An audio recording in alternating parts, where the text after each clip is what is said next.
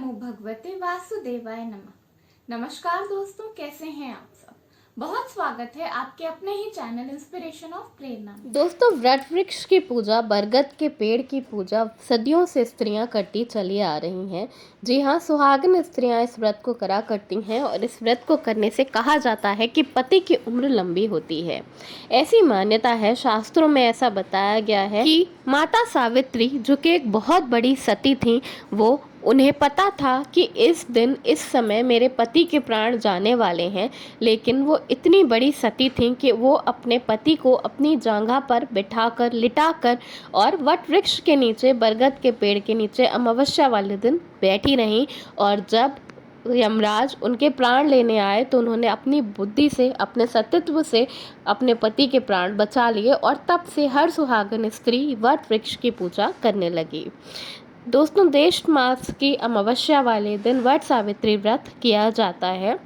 इस साल यानी कि सन 2022 में यह व्रत 30 मई को पड़ रहा है। 30 मई को अमावस्या तिथि पड़ रही है। उस दिन हम सब अपने पति की लंबी उम्र के लिए वट वृक्ष की पूजा करते हैं। तो आइए आप जानते हैं क्या है सामग्री की लिस्ट और बहुत ही सरल विधि जिससे पूजा की जाएगी। इसके साथ साथ मैं आपको बताऊंगी कुछ ऐसी विशेष सामग्री जिनको कि वट वृक्ष के नीचे चढ़ाने से अमावस्या वाले दिन आपके पति की उम्र तो लंबी होती ही है, साथ साथ उन्हें बहुत सारा यश और कीर्ति भी मिलता है। दोस्तों, कई जगह पर वट सावित्री पूजा वाले दिन नए वस्त्र पहने जाते हैं। तो जैसा भी आपके घर में होता हो, नए वस्त्र या कोई भी पुराना धुली हुए वस्त्र आप धारण कर सकते हैं। इस बात का ध्यान रखना चाहिए कि जो वस्त्र आप पूजा में पहन रहे हैं वो काले रंग के ना हो और वो बिल्कुल भी पीरियड के टाइम यानी कि मासिक धर्म के समय पहने हुए ना हो। इसके साथ साथ ज़्यादातर औरतें जो हैं वो अपनी सुहाग का जोड़ा भी पहन लेती हैं। अगर आप सुहाग का जोड़ा ना भी पहनना चाहें तो आपके कम से कम सुहाग की चुन्नी ज़रूर ले लें। इसके साथ साथ आपको थाली में पूजा के फूल, अगरबत्ती, जो भी आपके यहाँ मिष्ठान चढ़ाया जाता है वो ज़रूर रखना है। इसके साथ साथ आपको एक लोटे में जल ले लेना है, उसमें डालें थोड़ा सा दूध, कच्चा दूध डालना है आपको, उसमें थोड़ा सा मिष्ठान ज़रूर डाल लें। इसके साथ कई जगह आटे से बने हुए कुछ सामग्री ऐसी होती है, कुछ प्रसाद होता है जो कि चढ़ाया जाता है अलग अलग प्रांत में। तो जैसा आपके घर होता हो आप वैसा करें। और अगर इनमें से कुछ भी ना होता हो तो आप मिठाई लेकर चढ़ा सकते हैं, खोए की कोई भी मिठाई आप चढ़ा सकते हैं। इसके साथ साथ वट सावित्री पूजा में खरबूजे का बहुत विशेष महत्व होता है। जो सीजनल फल होते हैं गर्मी में मिलने वाले, जैसे कि आम, खीरा, ककड़ी, खरबूजा, तरबूजा, ये सब ज़रूर वट वृक्ष पर चढ़ाया जाता है। इसके साथ साथ एक बांस का पंखा, जी हाँ, एक बांस का पंखा जरूर चढ़ाया जाता है वट वृक्ष के नीचे। इसके साथ साथ सुहाग का सामान, क्योंकि ये पूजा हम अपने सुहाग को बढ़ाने के लिए, अपने पति की लंबी उम्र के लिए कर रहे हैं, इसलिए सुहाग का सामान जैसे कि चूड़ी, बिंदी, लिपस्टिक इत्यादि जो भी आप चढ़ाना चाहें वो ज़रूर चढ़ा सकते हैं। चूड़ी, बिंदी, मेहंदी, ये चीज़ें आवश्यक होती हैं। इसके साथ साथ आपको चाहिए रुई और अगरबत्ती चाहिए। आपको दिया जलाने के लिए घी का ही दिया जलाएं, तेल का दिया बिल्कुल भी ना जलाएं। दोस्तों, इस पूजा में भीगे हुए चने ज़रूर रखे जाते हैं और कच्चा सूत, जो कि वट वृक्ष के चारों तरफ आपको लपेटना होता है, वो बहुत ही ज़्यादा ज़रूरी होता है। ज़्यादातर जगह पे सफ़ेद रंग का कच्चा सूत लिया जाता है। इसके साथ साथ जो विशेष चीज़ आपको रखनी है अपने पति की दीर्घायु और उनकी उन्नति तरक्की के लिए, वो है एक सफ़ेद रंग का कोरा बिल्कुल नया रुमाल आपको रखना है, जेंट्स रुमाल, जिसे आपको वट वृक्ष के नीचे रख देना है। इसके साथ साथ आपको, जैसे कि मैंने बताया कि अगर आपको बांस का पंखा मिल जाए तो उसे ज़रूर रखें, या कोई भी एक हैंड फैन, अगर आपको बांस का नहीं मिलता है तो आप प्लास्टिक का हैंड फैन भी रख सकते हैं। तो ये सारी सामग्री आपको एकत्रित कर लेनी है, एक जगह एक साथ कर लेनी है और उसके बाद ये सारी सामग्री आपको एक अच्छे से नए से लाल कपड़े से ढक लेना है और उसके बाद आपको वट वृक्ष के नीचे पूजा करने जाना है। तो अगर आप वट वृक्ष के नीचे पूजा करने जाती हैं तो बहुत ही अच्छा है, नहीं तो कुछ लोग आजकल अपने घर में भी वट वृक्ष की एक डाली जिसमें कि पत्ते हो और साथ साथ एक फल हो या एक बीज जैसा हो, वो लगाकर भी पूजा की जा सकती है। उस पे भी कई स्त्रियां अपने घर में ही पूजा करती हैं जो कि वट वृक्ष पे पूजा करने नहीं जा सकती। तो जब आप पूजा करने जाएं तो सबसे पहले जल चढ़ाएं। जो आपने घर जल का लोटा तैयार किया था, सबसे पहले जल चढ़ाएं।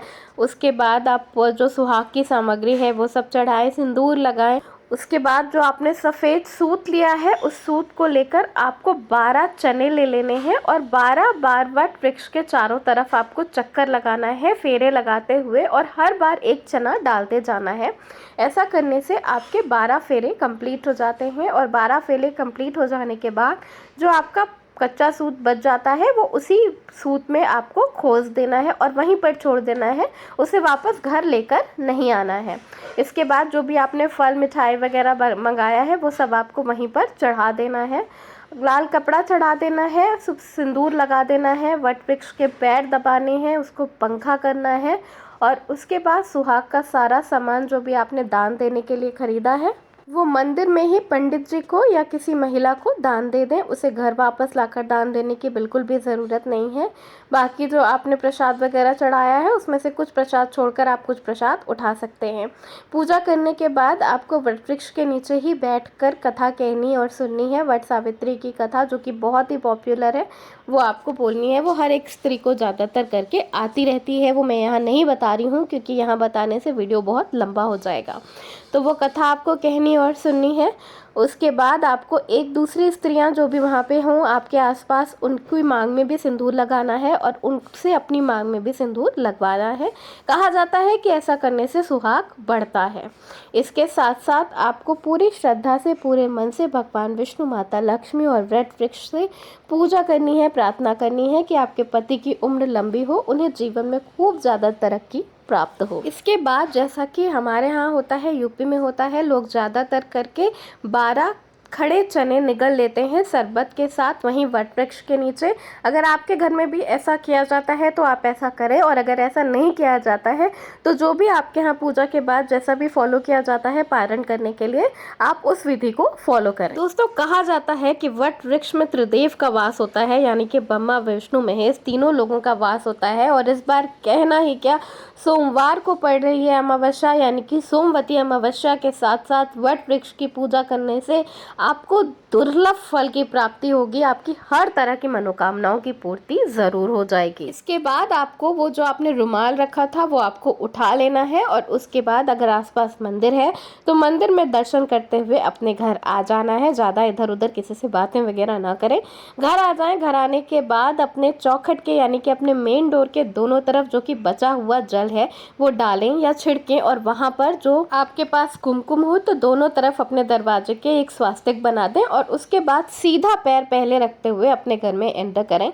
उसके बाद आपके घर में जो भी बड़े सास ससुर हों उनके पैर छुएं। अगर आपके पति भी घर पे है उस वक्त तो अपने पति के भी पैर ज़रूर छुएं, और सबसे एक ही आशीर्वाद मांगे कि आपके पति की उम्र खूब खूब लंबी हो और उन्हें जीवन में खूब तरक्की मिले। इसके बाद जो आप रुमाल लाए हैं वो आप अपने पति को भेंट के रूप में दे दीजिए। अगर वो ना हो, अगर शाम में आ रहे हो तो शाम को भी आप दे सकते हैं, या अगर वो नहीं आपके साथ रहते, वो कहीं बाहर रहते हैं, बाद में मिले तो आप बाद में देने के लिए भी उसे रख सकते हैं। इसके बाद जो आप अपने सिंदूर जो आपने जिससे वट वृक्ष पर लगाया था उसमें से जो सिंदूर बच गया हो उसे आपको वापस घर ले आना है, और उसे घर ले आकर आपकी जो सिंदूरदानी है जिससे आप रोज़ सिंदूर लगाते हैं उसमें उसको मिक्स कर देना है। ऐसा करने से आपके पति की उम्र लंबी होती है। इसके बाद आप माता सावित्री से यही प्रार्थना करें कि जिस तरह उनके पति की उम्र खूब लंबी हुई वैसे आपके पति की, आपके सास ससुर की भी उम्र खूब लंबी हो और वो जीवन में खूब खूब तरक्की करें। तो इस तरह से आपका वट सावित्री व्रत पूर्ण होता है। दोस्तों, वट सावित्री व्रत हर अलग अलग प्रांत में अलग अलग तरीके से खोला जाता है। जैसे कि हमारे यहाँ चने खाकर खोला जाता है, कहीं कहीं पर शाम तक का व्रत होता है,